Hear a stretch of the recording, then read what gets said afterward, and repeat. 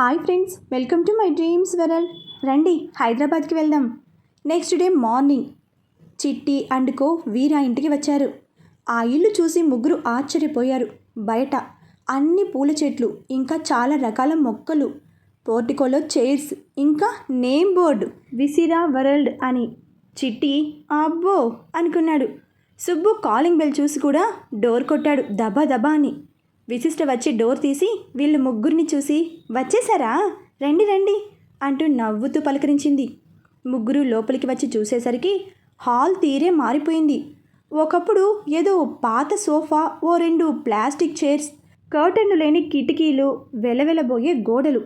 ఇప్పుడు అసలు ఆ ఇల్లేనా ఈ ఇల్లు అన్నట్లు మారిపోయింది. చిట్టి నోరు తెరుచుకుని కిచెన్లోకి వెళ్ళాడు. వామ్మో, మోడర్న్ కిచెన్, డైనింగ్ టేబుల్, సామాన్లు, ఫ్రిడ్జ్, ఆఖరికి స్టవ్తో సహా. ఈ డేంజర్ మేడం అన్నీ మార్చేసింది అనుకుంటుండగా విశిష్ట వచ్చి చిట్టి ఎలా ఉన్నావు అని అడిగింది తల నిమురుతూ. ఇప్పుడు దాకా బాగానే ఉన్నా మేడం, ఇక నుంచి ఇంకా బాగుంటావులే అంటూ అందరికీ కాఫీ పెట్టించింది. వీరా ఎక్కడా అని అడిగాడు సింహ కాఫీ తాగుతూ. ఇంకా నిద్ర లేవలేదన్నా, మీరంతా జర్నీ చేసి వచ్చారుగా, స్నానం చేసి రెడీ అవ్వండి. సింహ అన్న నీకు ఇష్టమని పెసరెట్ ఉప్మా చేశా. సుబ్బు అన్న లంచ్కి నీకిష్టమని ఫ్రాన్స్ కర్రీ చేస్తా, ఓకేనా అంటూ నవ్వింది. మేడం, నా రూమ్ ఎక్కడికి మార్చారు అని అడిగాడు చిట్టి చుట్టూ చూస్తూ. సుబ్బు సింహ అన్నయ్యలు ఎటు ఈవినింగ్ వెళ్ళిపోతారుగా. సుబ్బు సింహ ఒకరి మొహాలు ఒకరు చూసుకున్నారు. అంటే రాత్రికి ఇక్కడ ఉండకూడదని చెప్పకనే చెప్పిందా అనుకుంటున్నాడు సుబ్బు. కాబట్టి నువ్వు పైన ఉన్న 3 రూమ్స్లో ఫస్ట్ రూమ్ తీసుకో అంటూ కాఫీ తీసుకుని వీర దగ్గరకు వెళ్ళింది. సింహ అన్న అర్థమైందిగా, ఇది వరకులాగా మీ ఇష్టం వచ్చినట్లు రావడం పోవడం కుదరదు, అంతేనా? నా మీద అజమాయిషి చేసినట్లు చేయడం కూడా కుదరదు. మా డేంజర్ మేడంతో అవన్నీ కుదరవు అంటూ విజిల్ వేసుకుంటూ పైకి వెళ్ళాడు చిట్టి. ఏం చేస్తాం, పద, వీర లేచాక ఎందుకు రమ్మన్నాడో కనుక్కొని వెళ్ళిపోదాం అన్నాడు సుబ్బు. విశిష్ట వీర చెవిలో డాన్ సార్ గుడ్ మార్నింగ్ అన్నది నవ్వుతూ. వీరా లేచి కాఫీ తీసుకుని సింహ వాళ్ళు వచ్చారా అని అడిగాడు. నేను ఏదో చెప్పాను అంటూ బొంగుమూతి పెట్టింది. నువ్వు లేచిన దగ్గర నుంచి పడుకునే వరకు ఏదో ఒకటి చెప్తూనే ఉంటావు అన్నాడు మాపే ఫేస్తూ. అదేంటో మరి, నిన్ను చూస్తేనే అలా వస్తున్నాయి మాటలు అంటూ వీరా చేతిలోని కప్ తీసుకుని కాఫీ సిప్ చేసి, అదేంటో డాన్, నేను షుగర్ బాగానే వేశానే, మరెందుకు ఇది చేదుగా ఉంది? హో, నువ్వు తాగావు కదా, అందుకే నీ మొహంలోని సీరియస్నెస్ కాఫీలోకి వచ్చింది అంటూ నవ్వింది. వీరా విశిష్ట వైపు సీరియస్గా చూసి, జాన్, ఇవాళ నుంచి కొన్ని రోజులు నేను చాలా బిజీగా ఉంటాను. వచ్చే నెల 5వ తారీఖు దుబాయ్లో under world dance first meeting ఉంది. నేను వెళ్ళి వచ్చే వరకు కాళీ, సుబ్బు, సింహ నీకు తోడుగా ఇక్కడే ఉంటారు. నువ్వు ఎక్కడికి వెళ్ళినా నీతో వస్తారు అన్నాడు. ఎందుకట నాకు తోడు? ఏం అవసరం లేదు, చిట్టి ఉన్నాడుగా చాలు అంటూ విశిష్ట వెళ్ళిపోతుంటే వీర తన చేయి పట్టుకుని ఫోర్స్గా లాగి, ఏయ్, నీకు ఒకసారి చెప్తే అర్థం కాదా? నువ్వు ఒకప్పటి రౌడీ వీర భార్యవి కాదు, కాబోయే అండర్ వరల్డ్ డాన్ వీరా వైఫీ అన్నాడు సీరియస్గా. కాబోయే, ఇంకా అవ్వలేదుగా, అయినప్పుడు చూసుకుందాం అంటూ వీర చేయి విదిలిస్తుంటే వీర తనని గోడకు లాక్ చేసి, అంటే ఏంటి నీ ఉద్దేశం, అవ్వలేననా అని అడిగాడు కోపంగా. అది మన చేతుల్లో లేదు కదా, ఏమో నీ అంతటా నువ్వే వద్దనుకుని వెళ్ళవేమో అని నాకు అనిపిస్తోంది అంటూ కళ్ళెగరేసింది. నన్ను రెచ్చగొట్టకు జాన్, ఏంటి బెడ్ కడతావా అని అడిగాడు నడుముని ప్రెస్ చేస్తూ. ఇదిగో, ఇలాంటి వీక్నెస్లు పట్టుకుని ఏదో చేయాలనుకుంటే కుదరదు అంటూ వీరాన్ని తోస్తుంటే వీరా విశిష్ట మెడంతా ముద్దులు కురిపిస్తూ, నిన్న లేట్గా వచ్చాను కదా, అందుకే ఇప్పుడు అంటూ చేతులు లాక్ చేశాడు. అవును, ఏదో బెట్ అన్నావు, నేను రెడీ, మరి నువ్వు అంటూ వీరాని తోసింది. వీరా నవ్వుతూ, వద్దులే జాన్, ఓడిపోతావు, నువ్వు ఓడిపోతే నేను చూడలేను అన్నాడు. అబ్బా సరే, అయితే నువ్వు స్విట్జర్లాండ్ కాదు కదా, దుబాయ్ కూడా వెళ్ళవు. హో అవునా, బెట్ ఏంటో చెప్పు ముందు. సరే, నువ్వు దుబాయ్ వెళ్ళి ఆ మీటింగ్ అటెండ్ అయితే నేను స్విట్జర్లాండ్ రావడానికి ఒప్పుకుంటాను. ఒకవేళ నువ్వు దుబాయ్ వెళ్ళకపోతే ఇవన్నీ మానేస్తావా అని అడిగింది తన వైపే తీక్షణంగా చూస్తూ. సరే, ఏం చేస్తావో చెయ్యి, కానీ ఒక్కటి మాత్రం గుర్తుపెట్టుకో, ఇది మన ఇద్దరి మధ్య ఉండాలి.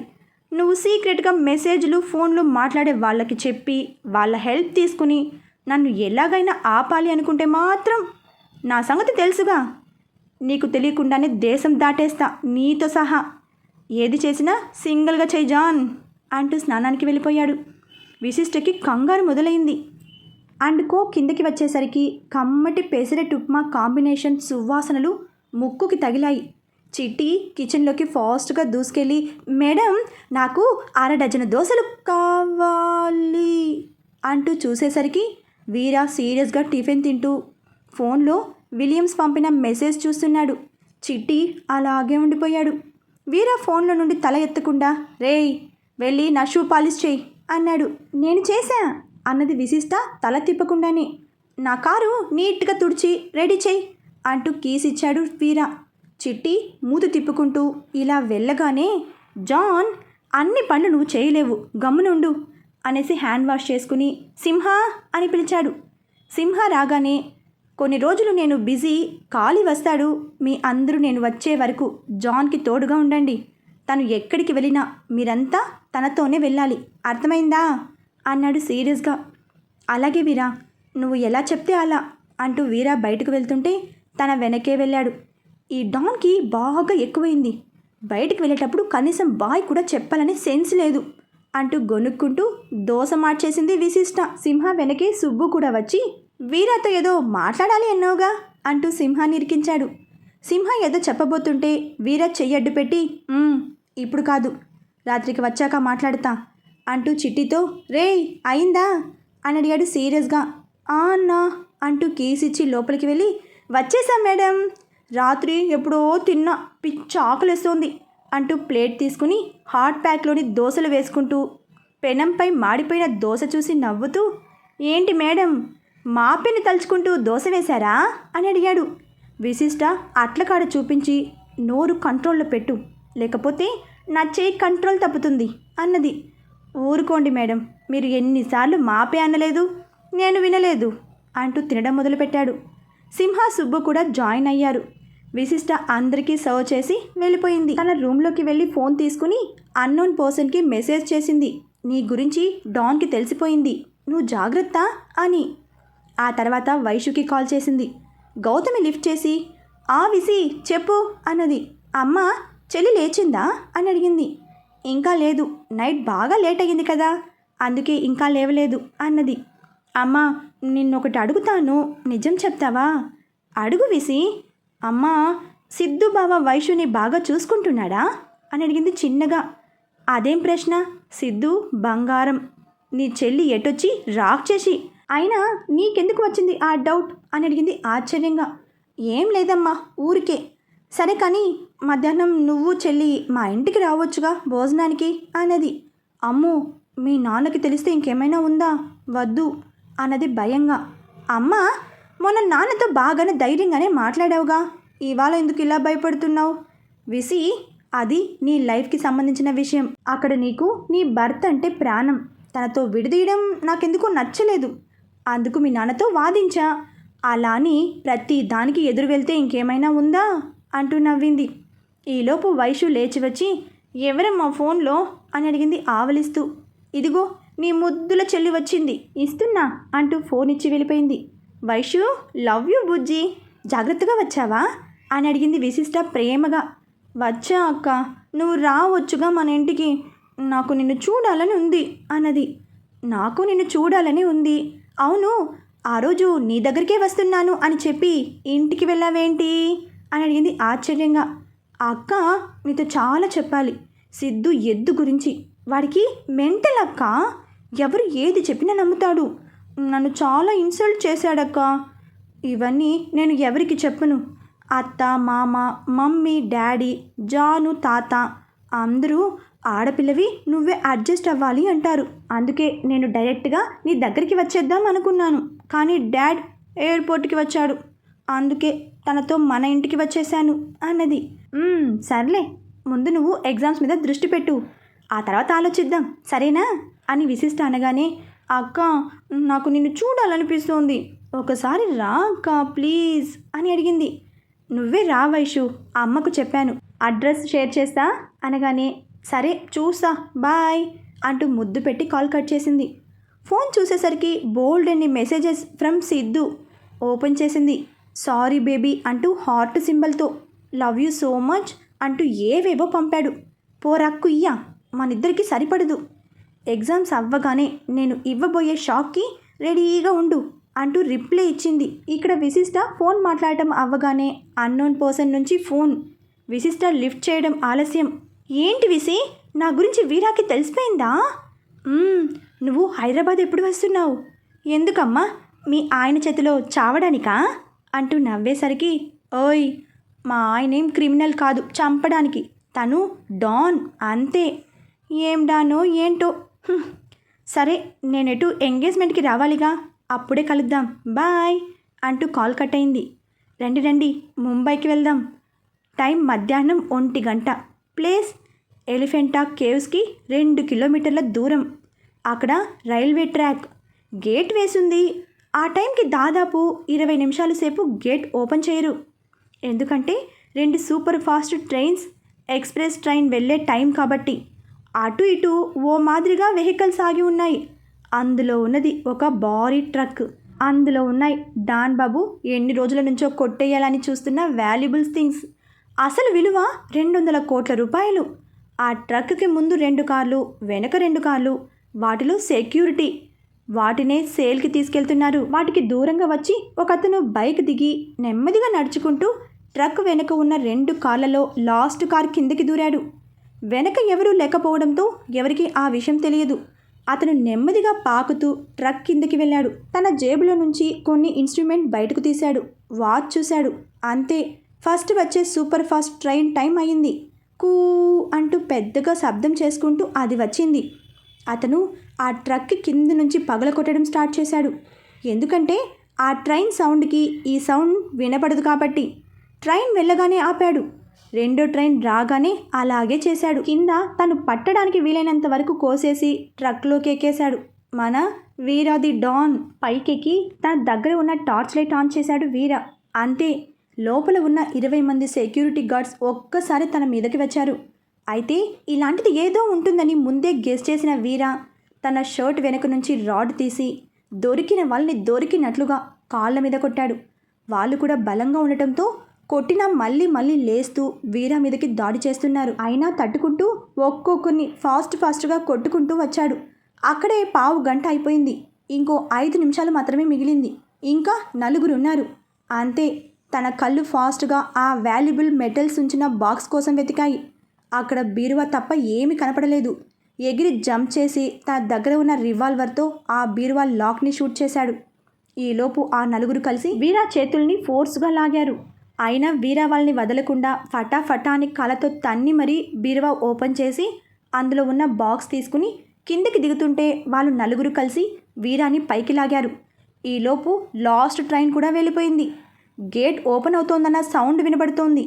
వీరా ఆ బాక్స్తో అందరి దవడలు వాయగొట్టి కిందకి దూకి ఫాస్ట్గా జారుకుంటూ వెళ్ళిపోయాడు.